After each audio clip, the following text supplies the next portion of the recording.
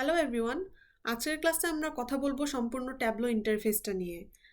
ইন্টারফেসে কোনটা কোথায় আছে সেটা নিয়ে আজকের আলোচনা। আপনি যখন ট্যাবলো ওপেন করবেন, প্রথমে যে এই একটা ভিউ দেখতে পাবেন। এই জায়গায় আপনারা দেখছেন আমি যে ওয়ার্কবুকগুলো অলরেডি তৈরি করেছি। আপনি যখন ট্যাবলোতে কোনো ভিজুয়ালাইজেশন, ড্যাশবোর্ড বা স্টোরি তৈরি করে ওয়ার্কবুক হিসেবে সেভ করবেন, সেটা এই এরিয়াতে দেখতে পাবেন। এখানে ক্লিক করে আপনি ডিরেক্টলি এগুলো ওপেন করতে পারবেন। এরপর হচ্ছে ডিসকভার সেকশন। এখানে ট্যাবলো যে রিসোর্স এবং ট্রেনিংগুলা অফার করে সেটার একটা লিস্ট দেখতে পাবেন। এখানে দেখতে পাচ্ছি আমরা কানেক্ট সেকশন। এখান থেকে আপনি আপনার ডেটা সোর্সে কানেক্ট করতে পারবেন। আপনার ডেটা সেট একটা ফাইল হতে পারে, যেমন Microsoft Excel, text file, JSON file, Microsoft Access file. আপনি এখান থেকে সার্ভারেও কানেক্ট করতে পারেন, যেমন মাইএসকিউএল সার্ভার। এখানে মোর অপশন আছে, এটা ক্লিক করলে আপনি আরও অপশন দেখবেন। এখানে দেখা যাচ্ছে অ্যামাজন, রেডশিফট, তারপর Google Analytics, Google BigQuery. আর এখানে আপনারা দেখতে পাচ্ছেন সেভ ডেটা সোর্স। এখানে যে ডেটা সোর্সগুলো আমি অলরেডি সেভ করে রেখেছি। এখানে একটা অপশন আছে কুইক স্টার্ট, এখানে অ্যাক্সেলারেটার, যেটা নিয়ে আমরা পরে কথা বলবো, আর কিছু স্যাম্পল ওয়ার্কবুক। এগুলো ক্লিক করে ওপেন করলে আপনারা দেখবেন যে ট্যাবলো আপনাকে স্যাম্পল দিয়ে দিয়েছে কিভাবে আপনি আপনার ড্যাশবোর্ড তৈরি করতে পারেন। এটা দেখে আপনি একটা জেনারেল আইডিয়া পাবেন। তারপর আবার এই আইকনটাতে ক্লিক করলে আবার আপনি আগের ভিউটাতে চলে গেলেন। এখন আমরা আরেকটু ডিটেলসে চলে যাই। এই স্যাম্পল সুপারস্টোর ডেটা সোর্সটা ওপেন করব। ডাবল ক্লিক করলেই ওপেন হয়ে যাবে। তারপর আপনারা দেখবেন এরকম একটা ভিউ পাওয়া যাচ্ছে। এখন এখানে সবথেকে বেশি ইম্পর্টেন্ট একটা জিনিস দেখেন, যে আপনি যে স্যাম্পল সুপারস্টোর ডেটা সোর্সটা ওপেন করছেন, যে এখানে ওইটার নাম দেখা যাচ্ছে। এখন আমরা আরেকটু দেখি, এই যে এখানে ডেটা লেখা, এখান থেকে পুরো জিনিসটাকে আমরা বলবো ডেটা পেন। আর তারপরে এর পাশেই আছে অ্যানালিটিক্স, এটাতে ক্লিক করবেন একটা, এটা চলে যাবে আরেকটা পেনে, এটাকে বলি আমরা অ্যানালিটিক্স পেন। এখন আমরা দেখি ডেটা পেনে কি কি আছে। ডেটা পেনে আপনি প্রথমে দেখতে পাচ্ছেন টেবলস, আর এই যে নিচে এখানে দেখেন প্যারামিটার। টেবলসের মধ্যে আছে আপনার order table, people table and Returns. এখানে আপনার মূলত স্যাম্পল ডেটা সোর্সের ভিতরে যে টেবলগুলো আছে সেই টেবলগুলো এখানে লিস্টেড। এই স্যাম্পল সুপারস্টোরের মধ্যে 3টা টেবিল আছে, তার মধ্যে হচ্ছে একটা অর্ডার্স, একটা পিপল, একটা রিটার্ন। আর এখন আপনি আরও দেখেন অর্ডার্স টেবিলের ভিতরে কি কি আছে। এই যে আপনি এখানে দেখতে পাচ্ছেন নীল আইকনওয়ালাগুলো, এগুলোকে আমরা বলি ডিমেনশন। তারপরে যে একটা লাইন দিয়ে আমরা নিচে দেখতে পাচ্ছি, এগুলো হচ্ছে মেজার্স, এগুলো হচ্ছে সবুজ আইকন। তো এখানে বোঝার সুবিধার্থে ট্যাবলো আপনার ডিমেনশন আর মেজার্সকে এই লাইনটা দিয়ে আলাদা করেছে। তো প্রতিটা টেবিলেই এরকম দেখবেন ডিমেনশন আর মেজার থাকবে। এই যে পিপল টেবিলে ডিমেনশন একটা দেখেন নীল দেখা যাচ্ছে, রিজিওনাল ম্যানেজার, পরে একটা দাগ দিয়ে সেপারেট করা, এটা হচ্ছে কি পিপল কাউন্ট, এটা হচ্ছে মেজার। এখন রিটার্নস টেবিলও আপনারা একবার দেখতে পাচ্ছেন এভাবে, রিটার্ন হচ্ছে ডিমেনশন আর রিটার্নস কাউন্ট হচ্ছে মেজার। আর এখানে আরও কিছু মেজার্স নেম আছে, আর এখানে প্যারামিটারের কিছু নেম আছে। আর তারপরেই আপনারা এখানে দেখবেন মার্কস কার্ড। এই যে এই চারকোনা যে জিনিসটা দেখা যাচ্ছে জায়গাটা, এটাকে পুরাটাকে বলা হয় মার্কস কার্ড। এখানে আপনার বিভিন্ন অপশন আছে, colour, size, text, detail, tooltip. এগুলা আপনি যখন ফরম্যাট করবেন আপনার ভিজুয়ালাইজেশন, তখন আপনার এগুলো ইউজ করতে হবে।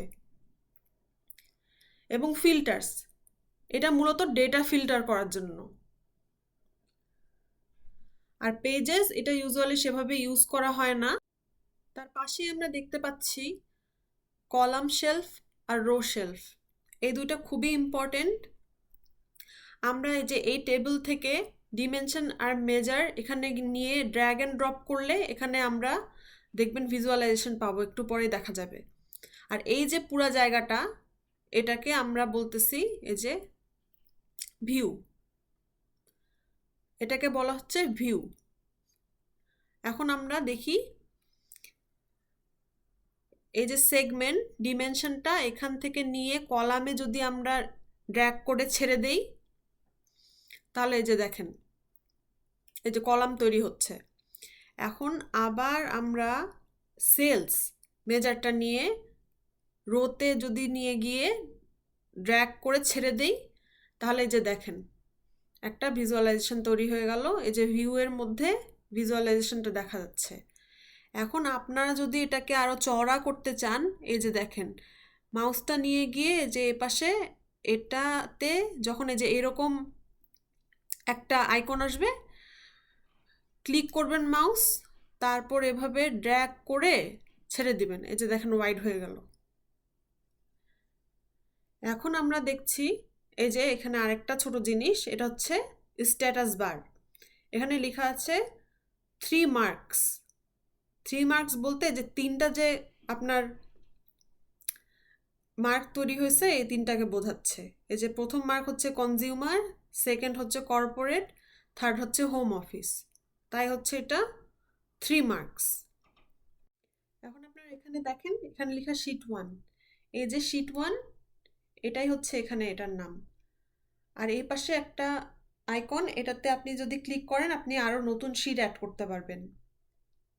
এটা হচ্ছে ড্যাশবোর্ড অ্যাড করার জন্য, এটাতে ক্লিক করলে আপনার নতুন ড্যাশবোর্ড অ্যাড করতে পারবেন। আর এটা হচ্ছে স্টোরি ক্রিয়েট করার জন্য, এটাতে ক্লিক করলে আপনি স্টোরি ক্রিয়েট করতে পারবেন। তারপরে যে উপরে চলে আসি, এখানে অনেকগুলো অপশন আছে।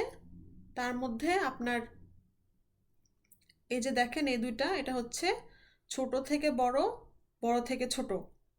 এখন এই যে ভিজুয়ালাইজেশনটা, এটা আপনার হচ্ছে বড় থেকে ছোট কিন্তু আছেই।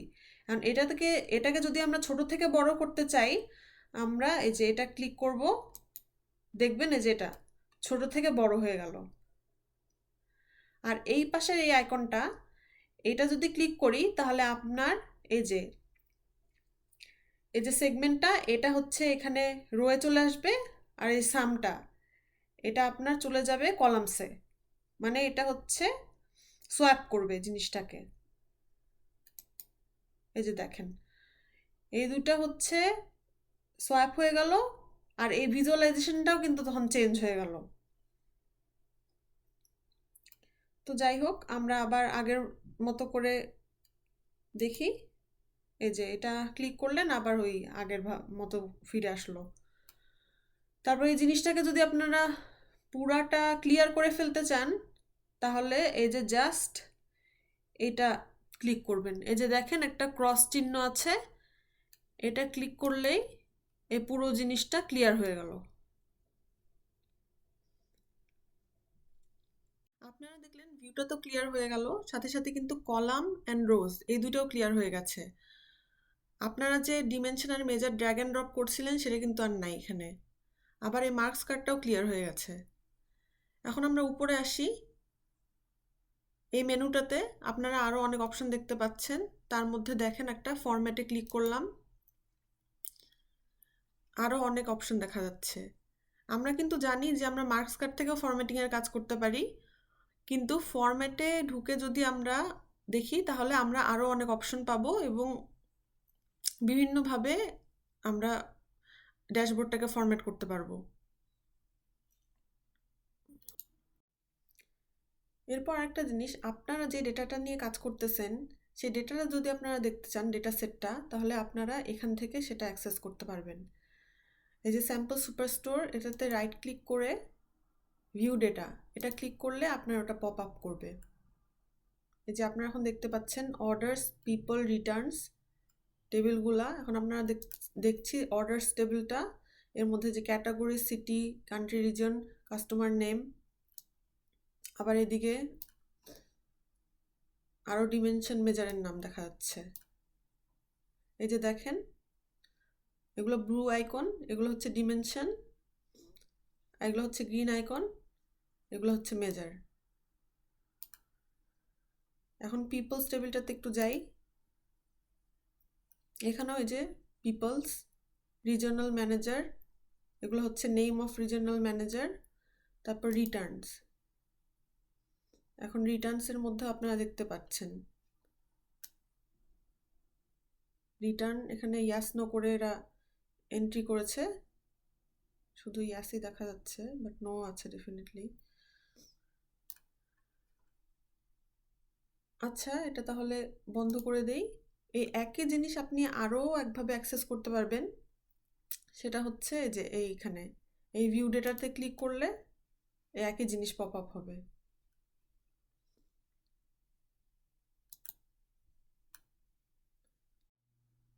আমরা যদি আরও ডিটেলসে ডেটা সেটটা দেখতে চাই তাহলে আমরা ডেটা সোর্সে যাব। ডেটা সোর্সে আসলাম। এখন দেখেন যে আপনি কিন্তু অনেক বড় একটা ভিউ পাচ্ছেন, আর আপনার ডেটাগুলো আরও ডিটেলসে দেখতে পারবেন। এই যে আপনার যে ডেটা সোর্স সেটা ওপেন হয়েছে এখানে, তার মধ্যে আমরা এখন দেখতে পাচ্ছি অর্ডার্স টেবিল।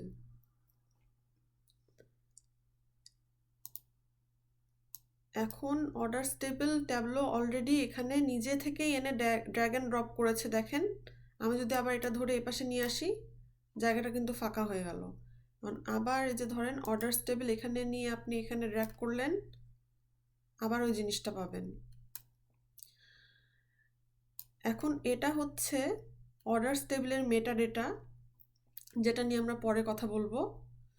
আর এখন এটা বন্ধ করে দিলাম।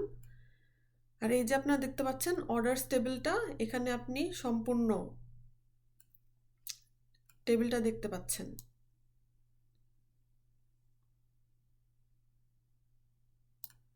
এখন ট্যাবলো আপনাকে শুধু প্রথম 100 রোজ এই টেবিলটাতে দেখাচ্ছে। আপনি চাইলে এটা চেঞ্জও করতে পারেন। আপনি যদি ধরেন ফার্স্ট 5 রোজ করেন, তাহলে যে দেখেন ট্যাবলো শুধু আপনাকে ফার্স্ট 5 রোজ দেখাবে। আবার আপনি 1000ও করতে পারেন, তাহলে এখন এখানে যে পুরো জায়গাটাতে 1000 রোজ চলে আসছে।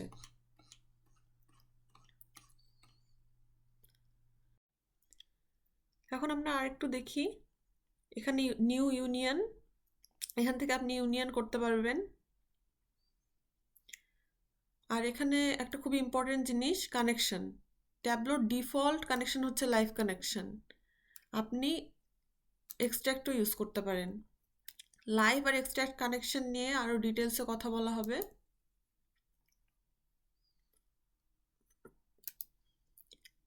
এখন দেখেন এইটাতে ক্লিক করলে আপনি আবার পুরো আগের ভিউটাতে চলে গেলেন। ট্যাবলো ওপেন করার পর আপনি যে ভিউটাতে ছিলেন সেটাতে চলে আসলেন। আবার একই জায়গাতে ক্লিক করলে আবার আপনি চলে আসলেন ডেটা সোর্সে। এখন শিটে যাবেন কিভাবে, যেখানে আমরা ভিজুয়ালাইজেশন তৈরি করব। এই যে শিট 1-এ ক্লিক করলেন, শিট 1-এ চলে আসলো। শিট অ্যাড করতে চান, এটাতে ক্লিক করেন। শিট 2, শিট 3, ড্যাশবোর্ড অ্যাড করতে চান, new dashboard, dashboard 1, new story, এই যে এভাবে। আবার আমরা শিট 1-এ চলে যাই। এই শিটে একটা খুব ইম্পর্টেন্ট জিনিস, সেটা হচ্ছে এই শোমি। এটা ওপেন করলে আপনারা দেখতে পাবেন যে আপনারা কি কি ধরনের ভিজুয়ালাইজেশন তৈরি করতে পারেন। এটা একটা আইডিয়া দিবে আপনাদেরকে। এবং আর একটা খুবই হেল্পফুল জিনিস হচ্ছে, এটা আপনাকে দেখাবে যে কোন ধরনের ভিজুয়ালাইজেশন তৈরি করার জন্য আপনাদের কয়টা ডিমেনশন, কয়টা মেজার লাগবে। এই যে দেখেন নিচে দেখা যাচ্ছে, for horizontal bars try 0 or more dimensions, 1 or more measures। মানে আপনি হরাইজন্টাল বার চার্ট যদি তৈরি করতে চান তাহলে আপনাকে 0 or more dimensions ইউজ করতে হবে এবং 1 or more measures ইউজ করতে হবে। তারপর একটা দেখি পাই চার্ট, এখানে 1 or more dimensions, 1 or 2 measures। So এই জিনিসটা খুবই হেল্পফুল।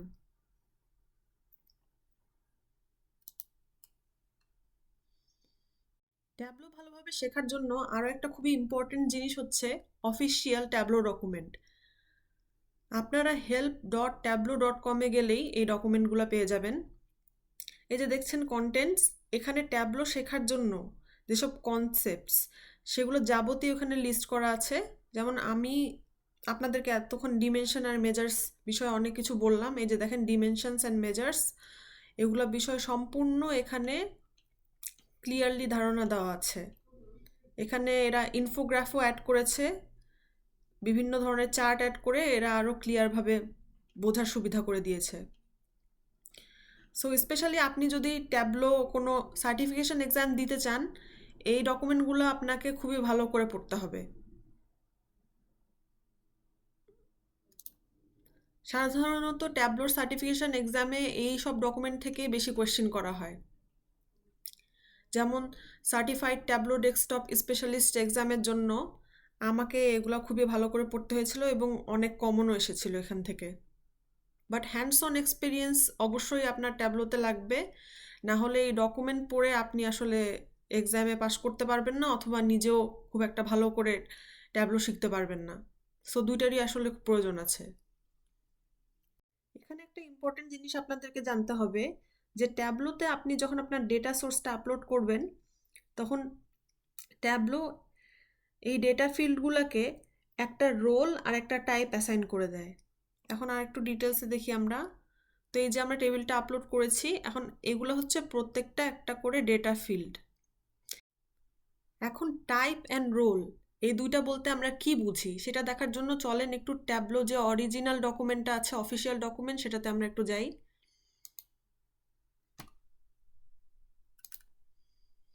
এই যে এখানে দেখেন, each field is automatically assigned a data type such as integer, string or date. তো উপরে এই যে আমরা দেখতে পাচ্ছি ABC, এটা হচ্ছে একটা স্ট্রিং ডেটা টাইপ। অর্ডার আইডিটাকে ট্যাবলো একটা স্ট্রিং ডেটা টাইপ হিসেবে এখানে অলরেডি কনভার্ট করেছে। তারপর এখানে আমরা দেখতে পাচ্ছি এটা হচ্ছে একটা ডেট ডেটা টাইপ। তারপর আমরা যদি আরও এদিকে যাই, তাহলে আমরা দেখব যে সেলস, এটাকে ইন্টিজার ডেটা টাইপ হিসেবে এরা এখানে সেট করে দিয়েছে অলরেডি। এখন আমরা রোলসে আসি।